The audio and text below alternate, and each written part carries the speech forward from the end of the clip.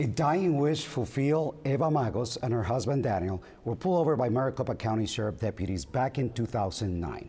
He became a key witness in the federal case against the agency, but Eva wanted them Sheriff Joe Arpaio to be held personally responsible. Blakely McHugh spoke to Daniel Magos about his wife's passing and the verdict. Daniel Magos' wife, Eva, passed away from cancer before the verdict came out, but he says he finally feels vindicated on both of their behalves. December 4th, 2009 is a day that Daniel Magos will never forget. It's a day that he and his wife were pulled over, searched, and questioned by MCSO deputies. A day that he calls humiliating. We both felt intimidated, humiliated, defenseless, and even at a point, worthless. And the pain of that day didn't stop there. But it was quite humiliating and traumatic for me, as well as it was for my wife.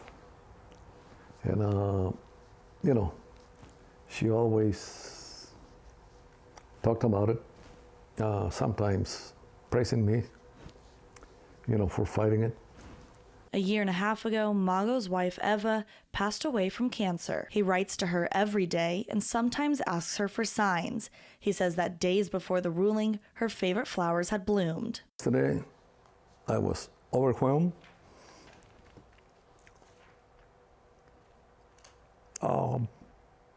Even now, overwhelmed with emotion that finally, it seems like justice is being served. But the ACLU says there is more to be done.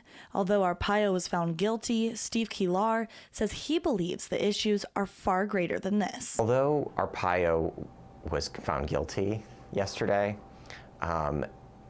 what we face is still a culture that he created within MCSO that is incredibly problematic, that is filled with bias. And in a statement from Arpaio's legal team, they said, quote, Joe Arpaio will appeal Judge Susan Bolton's misdemeanor contempt verdict in order to get a trial by jury. Joe Arpaio is in this for the long haul, and he will continue his fight to vindicate himself, to prove his innocence, and to protect the public, end quote. And if the appeal does go through, sentencing for Arpaio is set for October 5th. In the broadcast center, Blakely McHugh, Cronkite News.